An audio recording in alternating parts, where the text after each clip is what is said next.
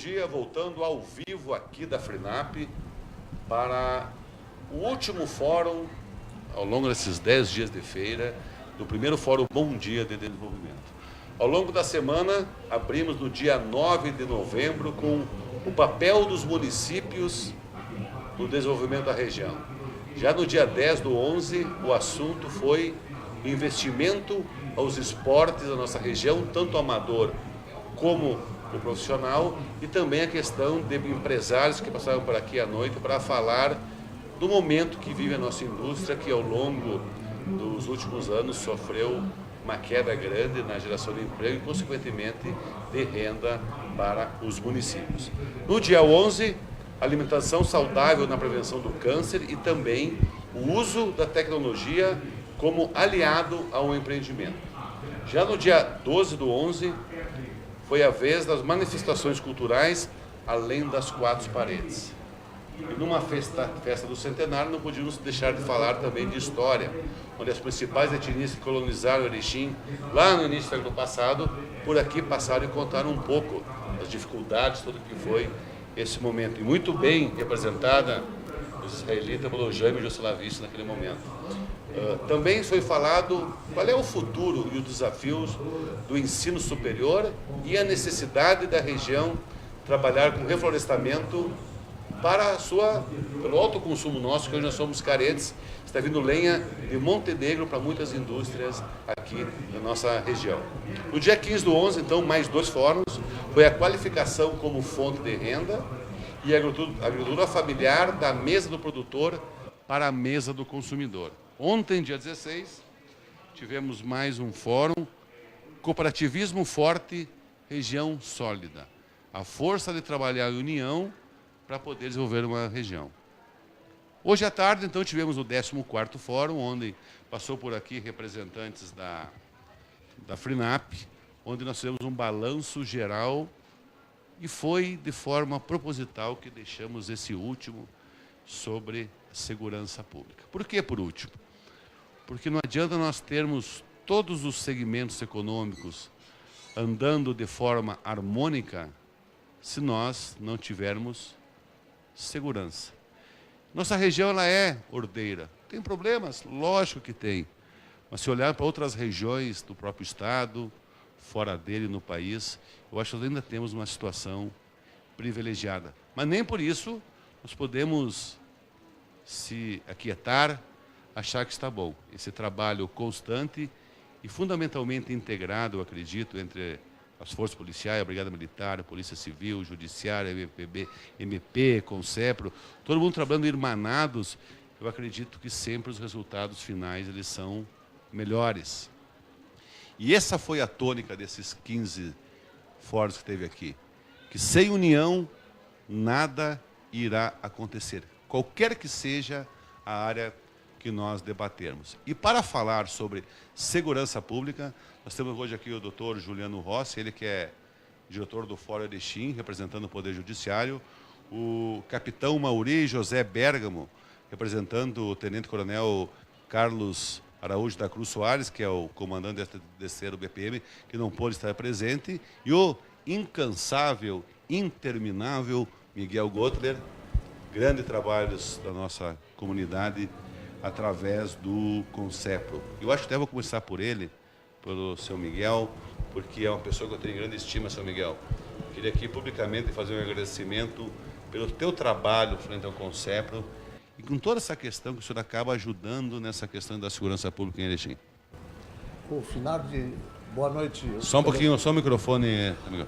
O Finardi, boa noite aos telespectadores. Queremos aqui, em nome do Concepro, da minha diretoria, agradecer esse convite aqui para participar deste debate sobre segurança pública, aqui com a presença do Dr. Juliano Rossi, diretor do Fórum, representando o Poder Judiciário, do capitão Bergamo, representando o comando da Brigada Militar, do coronel Soares, né? Está aqui presente também, nós assistindo, o nosso secretário adjunto, batalhador incansável, que é o Jaime Pereira de Lima, e aos demais componentes aqui, do Jornal Bom Dia, da TV Online. E aí, Miguel, e o Concepro, quantos anos já de atividades? Conta um pouquinho da sua história para nós entender, para nós entrar depois na questão da segurança pública em si. Nós temos aqui, o nosso Concepro foi fundado em 1988. Desde 88 a gente participa do Concepro. O saudoso Elírio Toldo foi o primeiro presidente, fundador do Concepro, juntamente comigo e outros companheiros que até hoje fazem parte da minha diretoria. Ele ficou de 88 a 92 e eu fiquei de vice-presidente. Em 92 ele se licenciou e nós assumimos. Então estamos aqui na direção, na presidência do Concepro, desde 92 até a presente data.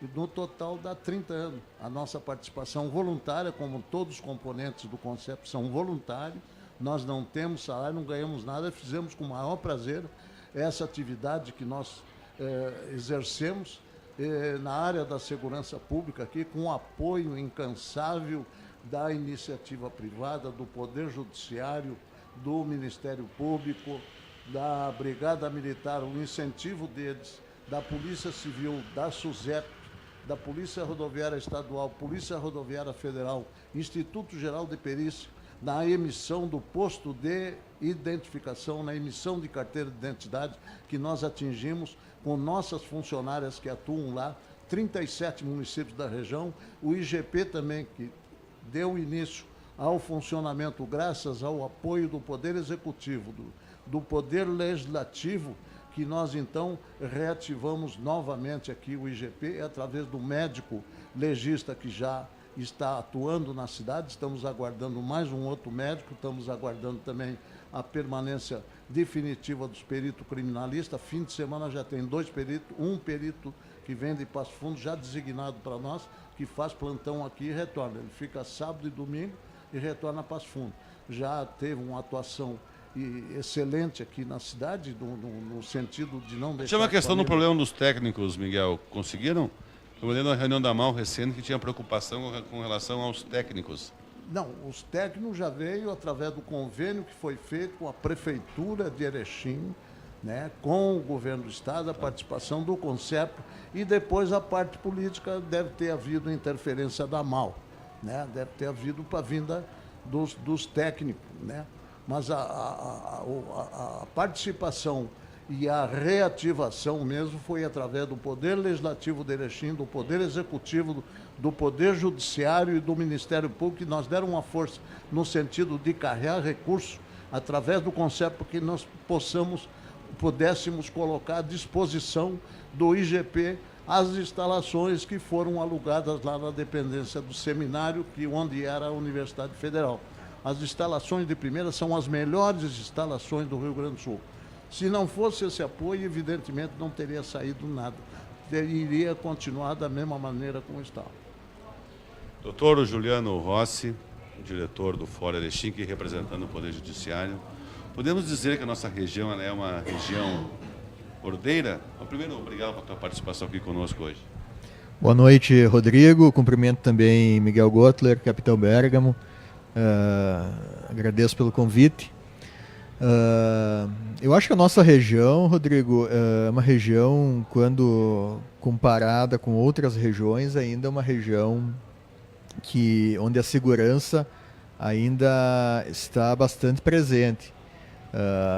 E isso eu acho que decorre basicamente em razão dessa união das diversas instituições que formam o sistema de segurança pública, né? Entre os quais, obviamente, o Poder Judiciário se inclui, uma vez que é o responsável por aplicar as penas né, nos processos criminais, enfim. Mas pela experiência, né, pelo acompanhamento que a gente tem também de outras comarcas do Estado, os índices de criminalidade aqui em Erechim região ainda são bem abaixo de outras regiões do Estado do mesmo porte. Isso é inegável. Eu acho que isso também decorre da própria população, né? Um povo realmente que tem, talvez, um povo que trabalha, que tem aquela consciência de ser um povo ordeiro, enfim. Mas também do engajamento e da união de todos os órgãos responsáveis pela segurança pública. Até por ser uma região assim, de fronteira, de passagem, ela requer alguns cuidados. Eu lembro que no início dos anos 2000, aí, nós tivemos, num ano, 38 homicídios, depois 28, mas depois baixou. Eu acho uma limpa entre quadrilhas e grupo por espaço, principalmente de tráfico, mas depois daquele momento, pessoas se matando no centro da cidade, em frente ao antigo fórum, o Chabo, no centro da cidade tinha homicídios. Mas depois daqueles 2 anos que foi um ambiente terrível, calmou e aquela média vem mantendo, tipo, de homicídios, é um dos índices que eu me refiro. Capitão Bergamo, é um prazer tê-lo aqui conosco, nesse penúltimo dia de FLINAP, e hoje a gente vê a Brigada Militar do 13º, não é só o Alto Uruguai, ele vai além, é 44 municípios? 37 municípios, né? Hoje, o que mais se discute é a falta de efetivo. Como é que está essa questão hoje em dia na nossa região, no âmbito do 13º? Boa noite aos telespectadores, ao Dr. Juliano aqui, Dr. Miguel, pessoal da imprensa. Assim, a nossa região aqui é composta por 37 municípios, né? O 13 BPM, pertencente ao CRPO Planalto, que é Passo Fundo, né? Então, Erechim aí, o nosso batalhão, ele tem mais efetivo, mais municípios do que muitos comandos regionais de outras regiões do estado, né? Nosso batalhão, né? Seria um batalhão que teria condições de ser um comando regional, né? Pela dimensão e tamanho e área de atuação, né? Então, hoje a gente trabalha com o nosso efetivo, ele é bastante reduzido, né? Agora estamos felizes aí porque recebemos uma turma de alunos soldados, né? Fomos buscar eles agora na segunda-feira em Porto Alegre, né? Até primeiramente não viria nenhuma turma para cá, né? Então agora a gente, segunda-feira, foi agraciado com uma turma, está sendo formada aqui em Erechim. E muitos podem ficar aqui, né? Isso. Não necessariamente. A perspectiva é que venha mais, inclusive. Depois de formado, não quer dizer que eles vão ficar aqui, os que vai ser uma classificação por notas, né? Então, no primeiro momento, eles estão se formando aqui, mas informações extras oficiais aí que ao final do curso, lá em julho, lá pode vir até mais do que esses 30 alunos a fazer parte do nosso efetivo aqui na região do 13 BPM, né? Que abrange os 37 municípios, né? Mas hoje a carência grande é na nossa área de Erechim aqui, mas a gente recebe um aporte de horas extras do governo do estado, né? E apoio de alguns municípios da nossa região aqui para tentar resolver o problema de segurança pública aqui. E, né, a gente acompanha os índices do programa da Brigada Militar, que é o Avante, né? E os nossos índices, assim, são elogiáveis, assim, todo pelo Comando Geral da Brigada, né? Porque sempre abaixo dos limites estabelecidos. Então a gente está mantendo, né, os índices aceitáveis. Recentemente esteve em Erechim, não há muito tempo, São Miguel, o secretário de Segurança do Estado, o Schirmer, ele esteve aqui lá na reunião da AMAL e ali até ele quase se comprometeu dizendo que essa turma viria, né, após uma pressão dos prefeitos, até no primeiro fórum que nós discutimos que a AMAL está sendo um pouco apolítica, eu acho que algumas coisas estão acontecendo que estão deixando os partidos um pouco de lado e estão pensando um pouco mais na região. Eu acredito, Finardi, que a palavra do secretário foi cumprida, né? Através, inclusive, de um empenho extraordinário do coronel Clésio Eli, que é o nosso comandante da área do CRPO Planalto, e também com a participação da MAL. Mas em tratando-se na época de uma campanha política, então um luta para um lado, outro para outro e tal, agora que eu quero ver a atuação da MAL na área da segurança pública, em especial na participação, na colaboração, através da solicitação que nós fizemos sobre o IGP. O funcionamento do IGP já está. As instalações nós conseguimos recursos aqui em Erechim, prefeito, Poder Legislativo e Poder Judiciário, e deverá haver também uma colaboração da MAL, porque afinal de contas o IGP vai atendendo e estava atendendo os 32 municípios que compõem a MAL e mais os outros 5 que compõem também o comando da Brigada Militar, do batalhão nosso, do 13 BPM, e da 11ª Delegacia Regional de Polícia são 37. Então, esses 32, esperamos que a MAU dê uma colaboração, afinal de contas, a nossa equipe aqui de Erechim, as instalações, é tudo providenciada por nós com o apoio dessas instituições que eu citei há pouco. Então, nós esperamos que a MAU também dê uma colaboração, ou através do CONCEP, ou através de outra instituição, seja lá o que for, mas pelo menos dê a sua colaboração aqui para o bom funcionamento das instalações, dos equipamentos e dos profissionais do IGP, do Instituto de Criminalística, que agora está implantado, né? Nós precisamos do apoio da MAU politicamente para o ano que vem. Está faltando mais um médico e está faltando mais os técnicos que foi exposto aos prefeitos da MAU de que haveria necessidade do empenho político deles para que o próximo governo chame aqueles aprovados que ficaram para trás para que seja designado pelo menos 2 ou 3 peritos para nós aqui, auxiliar de perícia. E também tem mais o Finardi. Tu estava comentando aqui, então ficou no ar a questão do vídeo monitoramento do projeto Sentinela. Perguntou, não, é evidente, mas podia deixar alguma coisa no ar, não, em absoluto. Acontece que a coordenação do projeto Sentinela é com o Gelson Miola, que é o presidente do Cindy Loja, e a Arley, que é a subcoordenadora, que é a presidente do CDR. E a integração que é feita também através da Associação Comercial, do Sindiscom, enfim, de uma quantidade de entidades que pela primeira vez se integraram junto ao projeto Sentinela. O Miola já está preparando o relatório da conclusão que nós já concluímos na segunda etapa, para a terceira etapa. Na próxima semana, provavelmente, o coordenador nosso, que é o Miola, nós somos gestores dos recursos, o CONCEP é gestor do recurso. E quanto toda a parte do projeto Sentinela, do acompanhamento do vídeo monitoramento das instalações todas, é com a coordenação do projeto. Depois desse puxão de orelha que o Miguel deu na MAU, eu até gostaria de lembrar, por uma questão operacional, o Estado ele não tem como pagar a luz elétrica do Seminário Nossa Senhora de Fátima, porque lá tem apenas um contador, então não tem como mensurar o quanto o posto esse de criminalística irá gastar, né? Então, esse é um dos custos que assume, né? É verdade. Então não existe essa questão. Como é que tu vai pagar a luz em todo o estado? Não tem como pagar. Esse é um dos problemas, né?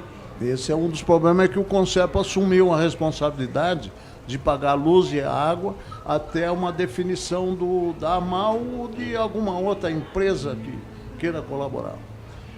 Doutor Juliano, hoje eu acho que, eu concordo com o capitão Mergo, nós temos os índices bons, a gente é uma cidade ordeira, mas nós temos, eu acho que um problema em Erechim que eu vejo o esforço do Judiciário, do Ministério Público, do Polícia Civil, o nosso presídio estadual que é no centro da cidade. Nós temos, eu acho que o dobro da capacidade de apenados hoje dentro do existente. E a gente vê alguns movimentos do Estado, de oferecer alguns imóveis para quem quiser construir, mas incipiente ainda.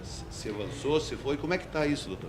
Bom, antes do presídio, quero só parabenizar o trabalho do CONCEPRO, na pessoa do Miguel e do Jaime também, que está presente aqui, porque uma perícia criminal bem feita é um bom caminho andado para se elucidar um crime e se demonstrar efetivamente a autoria e a culpabilidade de alguém que é acusado de um delito.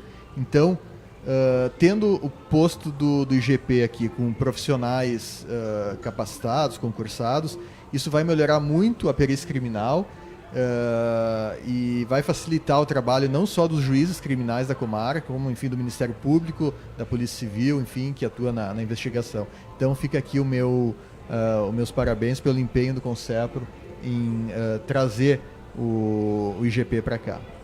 Bom, quanto ao presídio, eu não tenho participado diretamente das reuniões, enfim, envolvendo a possibilidade da troca realmente de imóveis do Estado, né, pela construção de uma nova... A doutora Karina teve bastante presente nisso. O Ministério Público, a doutora Karina, realmente ela tem tomado a frente disso. Mas eu conversei com algumas pessoas nos últimos dias, últimas semanas, dizendo que está bem encaminhado.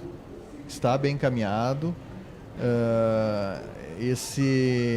Encaminhada essa questão da troca de imóveis do Estado pela construção do novo presídio. Né? Não tem definição, mas há já um belo caminho percorrido, e eu acredito, claro, agora vai haver uma interrupção aí, né? A gente não sabe como é que isso vai funcionar com o novo governador, mas acredito que também é do interesse dele, afinal de contas, antes de colocar dinheiro, né, do Estado, dinheiro diretamente falando... Tu está vendendo patrimônio para custeio, tu está vendendo para melhorar a qualidade do serviço prestado, é outra coisa, né? E realmente é necessário um novo estabelecimento prisional, são em torno de mais de 500 presos, né? E isso também acaba gerando aumento da criminalidade, porque se lá dentro do presídio as condições não são adequadas, há uma tensão evidente entre os presos, isso acaba se refletindo externamente, e de uma forma ou outra os índices de criminalidade vão aumentar. Isso é fato, não só aqui, como em qualquer lugar do Brasil. Né? Só para relembrar, essa questão do presídio, como é que foi começada essa negociação? Uma equipe, por vários órgãos e representantes, esteve em Porto Alegre, conversando com o Sartori, o atual governador, depois com o secretário de Segurança, onde foi dito, claro, que recursos não tem para o novo presídio. Mas surgiu a possibilidade que está sendo feito um levantamento para mais de 2 anos no estado inteiro, que outras regiões também têm suas demandas, né? E aqui de Erechim foi oferecido a área do Dyer, a área daquela escola próxima ali ao Longíris Balinoski, não me lembro o nome, se é Salgado Filho, acho que não é Salgado Filho, né? E mais a própria área do presídio. São 3 áreas. Mas o valor total dessas 3 áreas não cobriria para te fazer um novo presídio. Então precisaria mais alguma área que o Estado ainda não teria conseguido elencar qual dessas áreas seria para o novo presídio. De que modo seria feito isso? Uma empresa existia privada, também um consórcio, o valor é grande, ficaria com essas áreas, entregaria o presídio novo e, posteriormente, faria o comércio dessas áreas numa negociação comercial normal, né? Uma pergunta que eu não posso deixar... Não, isso vou deixar para depois, que primeiro vai entrar na justiça. Tá bom. Como é que vem a Capitão Berman com relação... A gente vê que ao lado do batalhão, nós temos o presídio, e a gente vê que tem esses gapzinhos que hoje, assim, eu já vi, às vezes parece que está um barril de pólvora propondo explodir. Qualquer pequena coisinha, ela acaba tendo uma dimensão maior que realmente ela poderia ter. Olha, esse ano aqui, acho que eu não sei precisar a quantidade de vezes que a gente deslocou até o presídio ali, né, para prestar apoio ali aos agentes ali, né, em virtude de brigas de preso no horário do sol ali, né, para evitar uma morte ali, né, porque, como tu disse, é um barril de pólvora, né, e acho que hoje o calcanhar de Aquiles da segurança pública aí é o presídio. Os caras comandam alguns crimes de dentro do presídio. E hoje a dificuldade é muito grande, né? Mesmo que tu queira impedir a entrada de droga, telefone, celular dentro do presídio, sempre acontece, né? Agora a estrutura dele foi melhorada, né? Então está sendo impedida agora a entrada, né? O pessoal, de alguma forma, estava... não cabe falar aqui, mas conseguia jogar o telefone lá para dentro, dava um jeito de colocar lá. Então isso foi dado uma estancada, né, ultimamente. Mas que essa situação eu entendo que preso é preso, tem que ser tratado como preso, mas tem que ter alguma dignidade ali, né. Então aquele presídio na área central hoje é um problema, né? Então tem que ser uma busca constante da nossa comunidade aqui, né, através da MAU aí, que está sempre buscando e tem acesso político aí para tentar a construção de um novo presídio. Isso aí é um negócio que tem que ser pensado para ontem, né? Não aliás, tem porquê, Rodrigo, desculpa interromper, mas uma das propostas mais fortes do governo eleito é a segurança pública, né? O governador eleito, Eduardo Leite, sempre referiu isso, até pelo vice-governador eleito, que foi chefe de polícia. Né? Exato, então eu acho que é o momento de continuar essa pressão aqui da região, né? Erechim região, na tentativa realmente de conseguir trazer um novo presídio aqui para a nossa cidade. Então, eu acho ainda um ingrediente a mais, doutor Juliano, que infelizmente ou felizmente o partido do prefeito de Erechim é o partido do governador eleito. Isso é o natural, tu tem que ter um acesso maior e for lá buscar tuas demandas. Tem um acesso mais direto. Uma afinidade, né? Tu tendo um vice ainda que é da área da segurança, torçamos, né, doutor Miguel? O que o senhor acha? Esperamos que seja cumprido, né? O que a gente analisa e o acompanhamento que o Concepo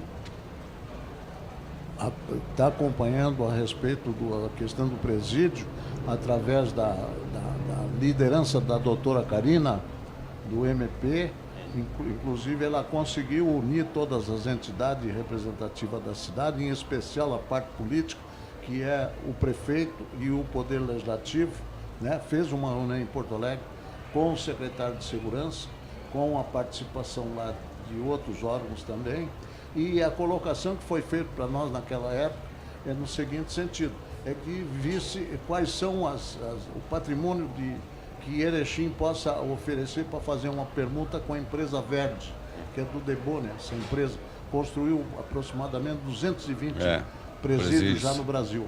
Por sinal, são presídios que não teve contestação.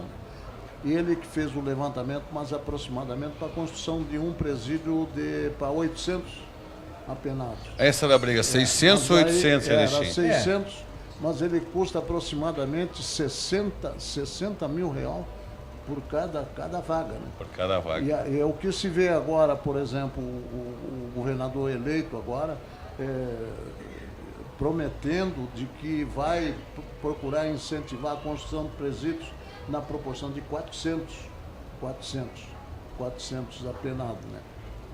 Mas nem não dá nem para todos que os presídios muito grandes, eles não são adequados, né, para a questão da ressocialização, né? Claro. Não adianta fazer um presídio para 800, talvez 1.000 apenados, porque é difícil, a estrutura tem que ser enorme e a própria questão da ressocialização fica bastante prejudicado.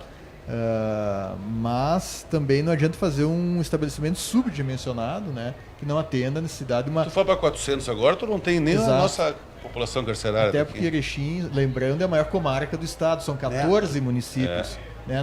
Não são só os presos de Erechim, né? São de 14 municípios e às vezes até de outros municípios que acabam pedindo vagas por algum motivo, né?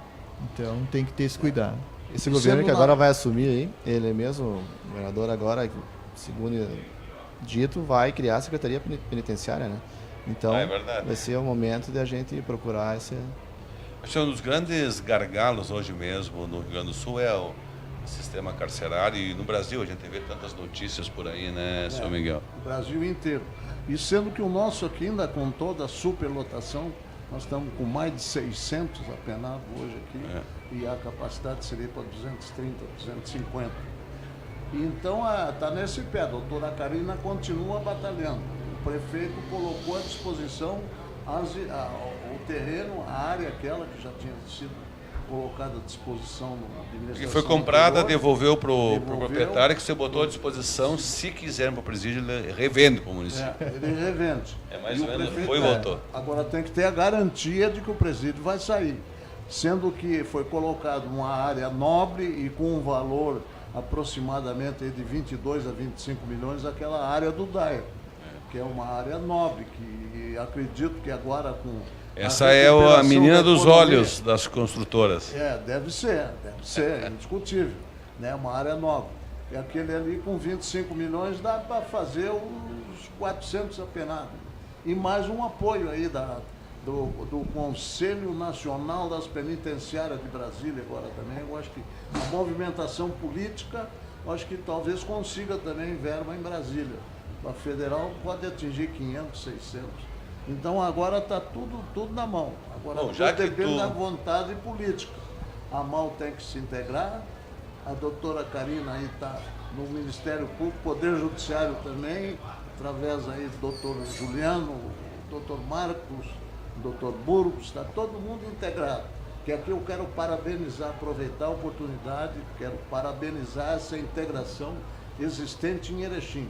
Acredito que no estado do Rio Grande do Sul, não sei se tem outro município que tenha essa integração, Polícia Civil, Brigada Militar, Ministério Público, Poder Judiciário, Polícia Rodoviária Estadual, Polícia Rodoviária Federal, IGP, SUSEP, que estejam todos integrados no bom sentido.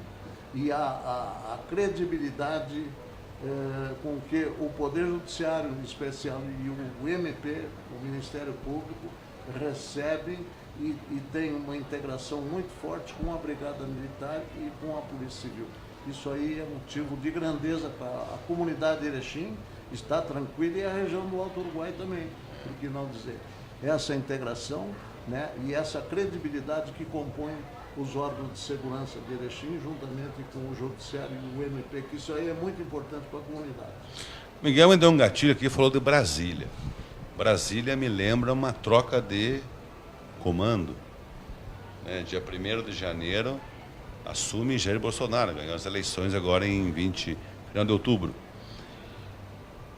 Como órgãos de segurança, como é que o cidadão Juliano Rossi vê a nomeação do Sérgio Moro como ministro da Justiça? É, uma questão bastante debatida e discutida, né? Bom, para o Poder Judiciário, como integrante do Judiciário que eu sou, eu acho que não foi uma boa escolha a do juiz federal Sérgio Moro sair da instituição judiciária e ir para o Executivo. Porque o juiz tem aquela questão da imparcialidade e tudo mais, né? Isso, obviamente, para os críticos, deixou de bandeja, né? Bola picando. A bola picando. Então, internamente, isso também gerou uma discussão muito forte entre os juízes, né? Mas eu não coloco em dúvida a capacidade e a boa intenção, acho, do Sérgio Moro. Para o Brasil, para o nosso país, eu acho que foi uma ótima escolha. Eu acho que ele tem a vontade de fazer algo mais, além do que ele já fez como juiz, mas agora integrando a organização do Poder Executivo e atuando diretamente nas políticas públicas de segurança, né? Eu acho que ele vem realmente para tentar trazer uma nova realidade para o nosso país. Que não seja abafado tudo isso, que é o mais importante. Eu vejo por esse lado. Eu penso que nem tu, doutor. Eu acho que pro governo, o Bolsonaro foi um golaço convidar o Moro. Ele aceitado é uma outra questão. Entre os críticos. Aquela delação do Palocci 3 dias antes, esse convite veio antes disso ou depois, aí tu dá margem para uma série de especulações. Não se discute capacidade, se discute até onde ele teve interesse político ou não disso, mas essa é outra questão. Para a Brigada Militar, como é que o senhor vê hoje, Capitão Bergamo, a vitória do Bolsonaro e a do Moro ter aceitado assumir o Ministério da Justiça? Olha, no meu entendimento, acho que vai vir a somar positivamente, né? Porque vai ter muitas pessoas ali que vão trabalhar nesse governo, no Ministério, né, que vai ter algum entendimento de segurança pública, né? Hoje a gente tem bastante crítico de segurança pública, só que ele nunca trabalhou em segurança pública, mas fala de segurança pública. Tu não vê um coronel, um capitão, um major, dando opinião sobre a área de medicina, mas tu vê todo mundo falando de segurança pública, de polícia, sem ter conhecimento de causa, né? Então acho que agora vai ter pessoas que têm conhecimento, né, nessa área e vai vir a somar, né? Promessas tem ali de mudança de legislação, que eu acho que é importante, vai ter que mudar, questão penal aí, isso aí tem que mudar, né? Tem coisas aí que é muito prende e solta, e daí acaba ficando, a Polícia Civil solta, a Brigada prende, o Judiciário solta, não é assim, o pessoal acaba cumprindo o que está escrito, né? Cumpre a lei, então tem que mudar tem que mudar a legislação. Eu acho que de início de governo, se acontecer isso, vai ser positivo para todos, né?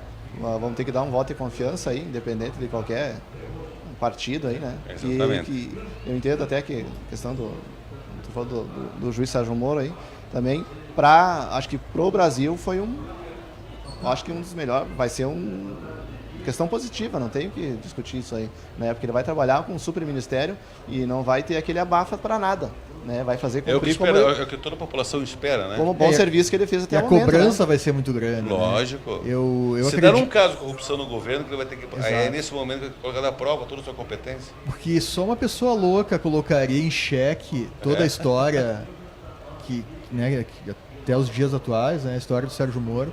Então por isso que eu acho que ele vai fazer um bom trabalho, pelo menos ele vai trabalhar nesse sentido, né? Então tem uma boa expectativa, sem sombra de dúvida. E ele se colocou em risco, né? Como ele mesmo disse numa entrevista. Virou vidraça, né? Aquela velha coisa. Não, e se colocou em risco porque ele exoneração a partir de segunda-feira. Ele perde, acho que a segurança ele não vai mais ter, né? Do Estado. Essa parte aí, a não ser que ele solicite, sei lá como é que funciona, mas ele não vai mais ter essa parte que ele tinha garantido até agora. Quando ele disse, vou perder, daqui a pouco acontece alguma coisa comigo, minha família vai ficar Tem muitos desassistida, inimigos, né? né? As Tem próprias muitos garantias inimigos. previdenciárias, né? Exatamente. Isso, né? Ele perde o vínculo estatal, né? Exatamente. Claro que ele vai ser nomeado como integrante daquela equipe de transição do... Claro, ele vai ter uma garantia. Então, mas isso vai ocorrer, sei lá, terça, quarta, enfim. Miguel, como é que a tua expectativa? O senhor é um político antigo também, se conhece bem esses bingos. Falou com um político aqui, né? Também. Além do conselho, ele é político, Miguel. A nomeação do Moro e a eleição do Bolsonaro. Eu acho que a opção da maioria do povo brasileiro que escolheu o Bolsonaro para presidente, a expectativa é grande. Pela primeira vez na história, nós vamos ter um presidente militar no regime democrático e da direita, que nós nunca tivemos isso. Pelo voto, né? Tá? Pelo Pelo voto. voto. Então não há motivo de criticar, de dizer isso, aquilo, né, sobre a eleição do homem, quanto ao posicionamento dele. Eu vejo de que ele o espírito dele é moral e credibilidade. E acima de tudo, a expectativa do povo brasileiro agora, as esperanças é de que o Brasil entre nos eixos.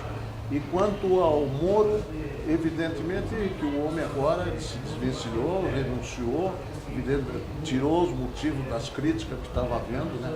E ele permanecer como juiz e aceitar o cargo de ministro da Segurança e da Justiça. Ele agora se desvencilhou e assumiu, como disse o doutor Juliano, e assumiu um desafio, deixando uma carreira, né, renunciando a uma carreira fantástica, né, para assumir através da maneira de ele se comportar como magistrado. E acredito de que ele vai ter um assessoramento, vai escolher os assessores dele, e nós vamos ter um ministro da Justiça e da Segurança de fato e de direito, né? E esperamos que isso tudo aconteça. Depositamos plena confiança, tanto no presidente da República, vendo que vai ser um presidente democrata e da direita. Nós nunca tivemos isso. Então vamos testar pela primeira vez no Brasil esse mandato. Questão da legislação, nós temos mais 2 minutos e meio, mas vou pedir mais 5 minutos para nós debater mais 2 temas que são importantes aqui. Dois assuntos que veio na campanha, a questão do desarmamento e a diminuição da idade penal para 16 anos.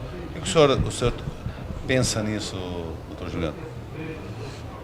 Bom, são questões bem polêmicas. Eu vou começar pela segunda questão. Quanto à menoridade, ou à maioridade penal, eu sou contrário. Eu acho que o que tem a ver, o que tem que mudar é a punição, agravar a punição para os atos infracionais cometidos pelos adolescentes até os 18 anos, quando completam a maioridade, né? Porque eu acho que simplesmente reduzir a maioridade penal vai ser daqui a uns anos, a maioridade vai estar com 16. Vai botar os anos de 15, os de 14. Exatamente. Então, o isso crime vai dar um jeito de... Vai dar um jeito, né? A gente sabe que grandes cidades, adolescentes com 12, 11, 13 anos estão lá na boca do fumo, carregando arma, enfim. Então, eu acho que tem que haver uma mudança na legislação quanto no sentido de agravar de forma bem sensível, assim, as penas para os adolescentes que cometam os atos infracionais, que são, entre aspas, os crimes cometidos pelos adolescentes. E quanto ao desarmamento, ao armamento, Eu acredito assim que eu entendo que o cidadão tem o direito de qualquer cidadão que queira portar uma arma tem o direito de portar. E agora os requisitos têm que ser bem claros, né? Talvez hoje estejam um pouco mais severos, né, do que outros anos, mas isso é uma questão que merece uma ampla discussão, né? Mas eu não nego o direito de qualquer cidadão que queira se armar para se proteger a sua família, tem o direito de portar uma arma, desde que tenha as condições mínimas legais, e psíquicas, enfim, né? Capitão Berg, o que o senhor acha com relação ao desarmamento e a diminuição de 18 para 16 anos a maioridade penal? Olha, a questão da maioridade penal, eu entendo, mas o meu entendimento do doutor aqui, eu acho que o cara não pode, um menor, cometer um crime aí, um exemplo, um homicídio aí, e sair com 16 anos, né? Eu acho que isso aí tem que mudar. Mudando isso aí, independente de ser 16 ou 18, contanto que ele aumente esse período dele aí, né? Preso. De internação, né? Que eles, hoje no máximo são 3 anos, né? Essa questão. E enfim, fica lá na fase, enfim. Eu acho que essa questão que tem que mudar, realmente. Desculpa, Berg. Não, é isso que eu queria. No princípio, eu acho que vai ter que cumprir um tempo maior. Não, o cara não pode matar uma pessoa e ficar ali até os 18 anos, ou esses 3 anos aí, né? Isso tem que ser aumentado. Vai ter que criar um presídio especial para esse pessoal aí, né? Esses menores aí, né? E com relação ao armamento? O armamento, eu entendo que o pessoal acha que vai ser liberado a arma para todo mundo, né? Não vai ser bem assim, né? Eu entendo que provavelmente o cara vai ter que apresentar para começar tem que ter um psicotécnico para o cara receber uma arma. Tu não pode largar uma arma para qualquer um aí, daqui a pouco tu larga a arma para um psicopata aí, o cara sai dando tiro por aí, né? Nós temos o cara Estados Unidos uma democracia tão É. madura que vende assim, aí a TV, essas chacinas, essas loucuras que acontecem, não se discute tanto, se discute em estados, cada vez são por estados, né? Mas se vende de forma assim, desenfreada, a gente sabe o que pode acontecer. Vai ser imposto determinadas regras aí, vai ser restrito. Vai continuar restrito. Se tu tiver condições, para uma pessoa normal, né, vai ter direito a usar arma. Se não for, provavelmente vai ser isso que vai ser colocado, né? Não vai Porque ser o bandido diferente. sempre vai dar um jeito de conseguir a arma, jeito. né? Então, a pessoa de má índole sempre vai dar um jeito de conseguir Se uma souber arma. que a pessoa de bem não tem arma em casa, tu vai pro outro lado, daí fica mais fácil ele botar o pé na porta, né? Miguel, tua opinião enquanto esses dois temas polêmicos, eu acho que vai ter essa discussão a partir de 1º de janeiro. Sobre a questão do armamento, eu não vejo por que, na época, retiraram a posse da Polícia Civil, que fornecia o porte de arma, fazia o registro. Por que passaram só para a Polícia Federal? Eu acho que a Polícia Civil tem credibilidade também para executar esse tema e, enfim, fornecer o porte, fazer o registro da arma, desde uma vez que o cidadão apresente o atestado de antecedentes dele. Isso aí, antes dessa lei do desarmamento, foi 2013, não sei quantos anos faz, é um absurdo o que foi feito, né? O cidadão, e era rigoroso. Eu me recordo aqui, a Delegacia Regional de Polícia fornecia o registro da arma e o porte de arma, mas o cidadão tinha que apresentar os antecedentes e os motivos por que queria adquirir a arma e como transportar essa arma. Não tinha problema nenhum. E o treinamento de tiro, né? Também, o treinamento de tiro, que é importantíssimo. Não tem porquê. Agora estão dizendo, não, que vão armar, tu vai ali na bodega e compra uma arma e sai com a arma. Não é bem assim, não. Eu acho que tem que voltar para a Polícia Civil, pode até a Polícia Federal também fornecer, mas tem que voltar para a Polícia Civil o fornecimento, o credenciamento do porte de arma, né, e do registro da arma, mediante justamente a pessoa que vai apresentar a documentação limpa, que é o caso que o Moro disse. Tem que ter ficha limpa. O Bolsonaro também disse, tem que ter ficha limpa. O cidadão, para adquirir uma arma, tem que ter ficha limpa e é justificativo. E a polícia tem condições de fornecer. E quanto ao problema da lei do menor, nós estamos com um problema gravíssimo, a questão dos presídios. Então, está havendo um estudo, acho que o ano que vem, o Congresso, o Ministério da Justiça, a promessa do Moro, de estudar, analisar como é que vai fazer as leis, como é que vai alterar a lei da questão do menor. Essa é uma questão importantíssima. Os presídios vão explodir mais do que Eu isso. estou botar digamos, tudo bem, um jovem de 16 anos com um outro apenado de 40, tu pensa que tu tu não vai ressocializar nunca essa pessoa. Eu acho Exato. muito difícil, até informação ainda. Nós já temos problema aqui com os nossos aqui, né? É. Com os adultos, lamentavelmente. Isso que nós temos aqui no presídio, nós temos a mão de obra, tem indústria, tem fora também. Nós temos quase mais de 200 apelados que trabalham fora. Então, O nosso isso é tempo, pessoal, terminou. Eu queria agradecer imensamente, doutor Juliano Rossi, muito obrigado. Obrigado, eu que agradeço, Rodrigo. Capitão Bergamo e Miguel. E assim, chegamos ao final do primeiro Fórum Bom Dia de Desenvolvimento. Ao longo da semana, nós faremos o levantamento desses 15 temas abordados aqui, faremos uma carta aberta para juntos discutirmos todos os nossos problemas, mas principalmente as soluções para esses problemas. Acho que e a palavra de ordem em todos os segmentos abordados aqui foi a união, viu, Miguel, o Rossi, o Bergamo, foi que cada segmento na sua área tem que trabalhar unido. Caso contrário, nós não chegaremos a lugar nenhum. Uma boa noite a todos e até a próxima. Grupo Bom Dia da FRINAP 2018. Oferecimento Desfonte, uma empresa feita para durar. Supermercado Querência. Estacione Rotativo. Solar Imóveis. Jornal Bom Dia. Rede Cristal Ótica. Imprint Comunicação Visual. Piovesan Paisagismo e Jardinagem. Elo Designer. Creral Telecom. Comunica Som e Voz. Clóvis Produções e Eventos. Cavalete Cadeiras Profissionais. Associação dos Contabilistas e